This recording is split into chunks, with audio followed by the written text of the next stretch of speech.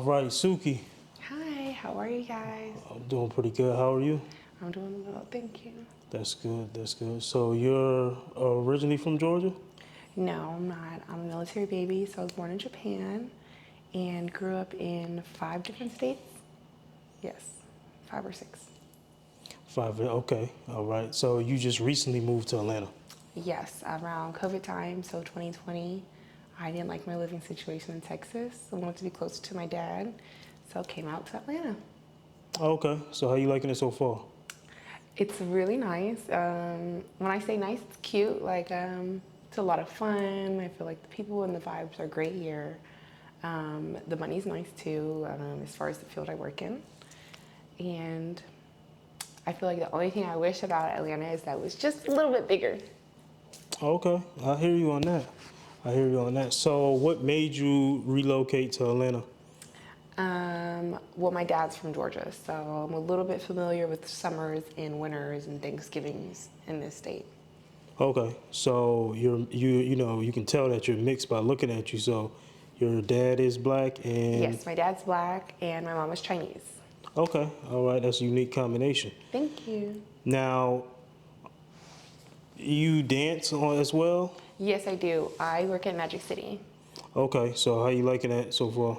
Magic City is not like any other club out there. I'll tell you that right now. We're spoiled, very spoiled. They take such good care of us. I couldn't wish for a better club, not gonna lie. Okay, okay. So what made you get into dancing when you first moved down? So I started dancing in, I want to say 2016. So right before my 21st birthday. And I was working 3 jobs. I was in college. I had my own apartment. My car was paid off by my dad. And I met a friend who took us to the strip club. And it was a college event, even though he didn't go to college with us. And when I say he handed me so much money to spend, and I was so kind of shocked at it, that it kind of was just like, I think I can do this. Like, I really think I can do this. So I went around to the strip clubs, I asked a few questions, and I did an audition night on like a Monday night. And I think I made like $400 or $500. And in a night, back in the day, that was wonderful. That was wonderful. Oh yeah, definitely, because most jobs ain't even paying $400 in one day.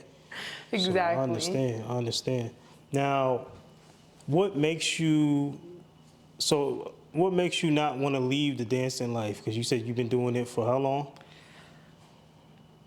8 years. Yes, it'll be 8 years in June. Okay, wow, 8 years? Yes. Damn, I hear you on that, you feel what I'm saying? But what makes you not want to get a regular job, like a 9 to 5? I'm not going to say that I don't want to get a regular job. I am doing certification programs for tech, like coding. I'm doing JavaScript and developing. I'll say I don't want to go to an office. I don't want to go to a venue where, like, maybe my first job was in the cafeteria. So I don't want to go to the cafeteria and work 9 hours a day and only make like $85 that day. And then I don't have anything for this, I don't have anything for that. I think I'm used to a certain, how do I say it? I think I'm used to a certain lifestyle that has kind of came across my life. And for me, I think I'm willing to be in the office as long as it's paying equal or more than what I'm making now. Okay, so on a good night, how much do you bring home on a good night? On a really good night or an okay night? On both, really good night and okay night. An okay night, I'll say like roughly $800. That's an okay night. Okay night. I'll say on a good night, 2,000 easily, 2,500. And I'll say that's kind of an easy night though. That's an easy night. Like, I think it could be more. I mean, based off of Magic City, like the way we get paid versus other clubs I've worked at, I'll say 2,500 is like a blessing to somebody at a smaller club, and then 2,500 is kind of average to us. Okay, Okay, I hear you on that. Now, with your dancing, you're a content creator as well. Yes, I do. I have an OnlyFans. I hate to say this, but I don't post on Instagram as much as I would like to. I don't. I don't think I'm tech savvy as far as editing videos, posing. Like it takes a lot of work to interact with your people that follow you and friends that are social media friends and stuff like that. Okay, so a lot of the dancers, they have OnlyFans and stuff like that. So is that like a necessity for every dancer to have an OnlyFans, or? I wouldn't say it's a necessity. I will say with my club, it gives us a little bit of leeway to start a business or have a company or have a following that if I ventured into even the art world, doing painting or drawings, they would come out and support me just because it's me. Because Okay. we have the entertainment, we also have vibes. And I feel like we build a friendship. Like it's all the above. Okay. You can't get this from anywhere else. Okay. So at every club, a lot of the girls, they have their own regulars and stuff like that that go to see them. For sure, yes. I feel like if you're in the strip club life working, if you don't have regulars, you're not doing it right. You're not. Okay. Okay. Now, for one question for all the newcomers that's wanting to get into dancing, but Okay. they're kind of hesitant, Okay. how can you spot somebody that, comes in the club, you know that they have money versus somebody that you can look at them and see that they don't have money? Okay, there's three things I like to judge: shoes, watches, and how they style themselves. I'll say that because I feel like shoes, you want it to be nice, clean cut shoes. Um, for me, I like a specific style, so I'll do loafers. I'll do like alligator shoes if it's an older man.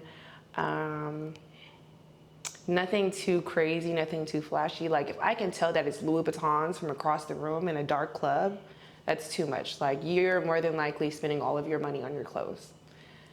Now, if you come in very clean cut, even if it's Air Force Ones, no creases, you have like a plain Jane watch on, obviously worth something. But that's where coming into knowing your watches, that's where that comes into. So you have to know your watches.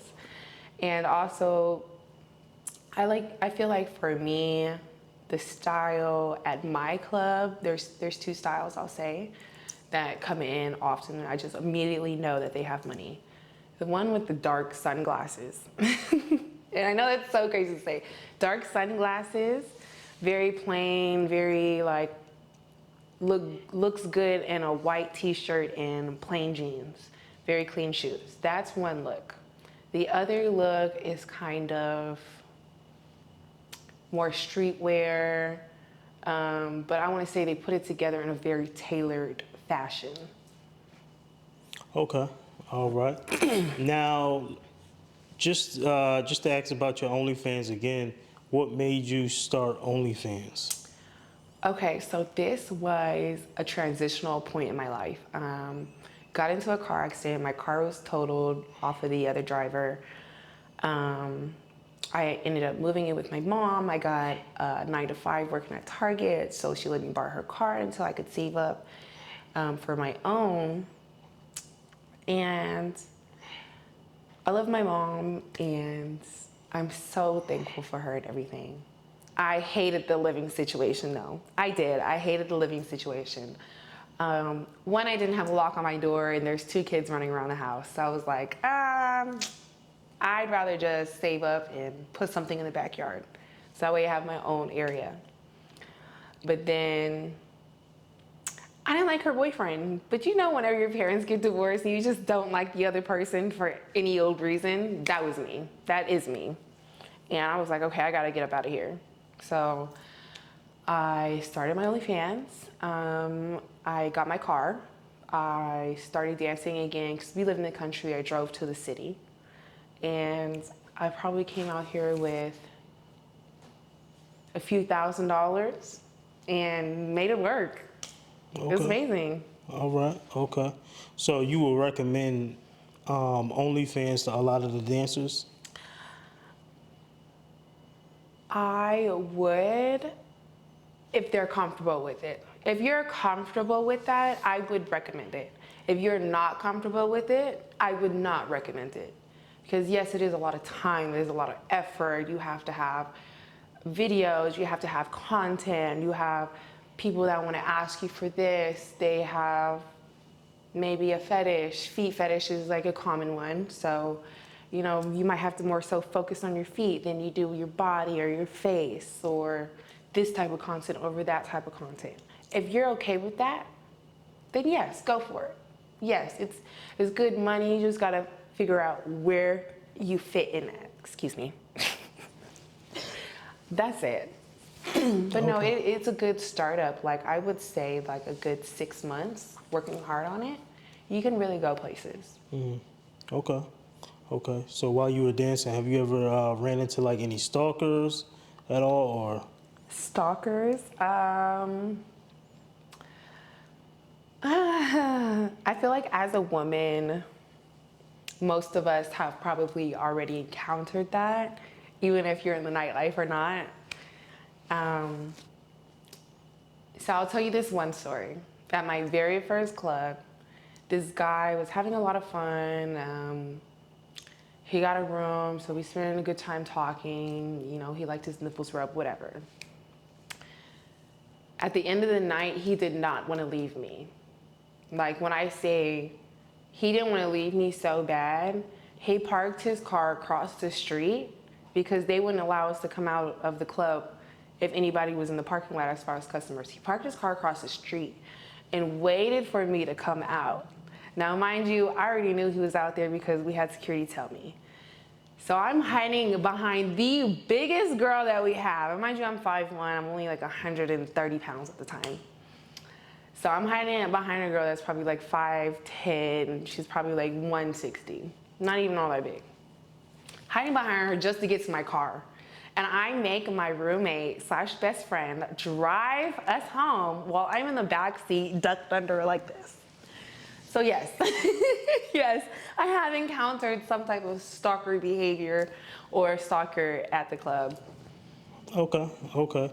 Now, when it comes to like when a dancer has their own like, you know, clients or whatever that they go see, some of them do have sex in the club, you know what I mean? It's not a... Right, so it depends on the club. So I'll say my first club I worked at, it was a no touching policy. You weren't even allowed to rub knees. Like literally your hands had to be like this if you were in the VIP room. So I really did love that. Now, anybody from Atlanta knows the most, well, one of the most iconic strip clubs, which is Follies.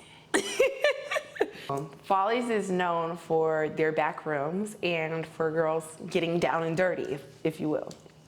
So have I encountered it? Yes. Have I seen it? Yes. More than I would like to, actually. Oh, okay. And they don't just do that with anybody. It's like one of their personal, you know, people that come in, they spend money with them consistently. I wouldn't say that. It depends on the girl, their life situation, and I guess the amount. I want to say it, and the amount, because I don't think anybody would do it for $500 or $800 willy-nilly with somebody that they don't know. But $2,000, maybe $1,500, $5,000, up and over. Like, I think that's more plausible for somebody who's, let's say, in that field. Okay, okay. Now, let me ask you this question, last question. What tips and would you give a lot of the new dancers coming in that are afraid to get into it or timid to get into it? Okay, so I always want to say start with a smaller club. Something that's kind of a hole in the wall, something you can kind of get a feel for the club itself, the stage, how girls dance, what to wear, makeup, hair, stuff like that. I also would say go to the gym. Go to the gym. Work out as hard as you can. At least 2 hours, 3 times a week. And I'm not even kidding, because I feel like a lot of girls that want to get into dancing aren't actually fit. You can't even hold yourself on a pole. You can't even lift yourself up 2 feet. Get in the gym. Do a little like 15-pound dumbbell. Like you're good. Like just do something in the gym. Okay. All right. Well, thank you, Tsuki. Definitely. Take care, all right?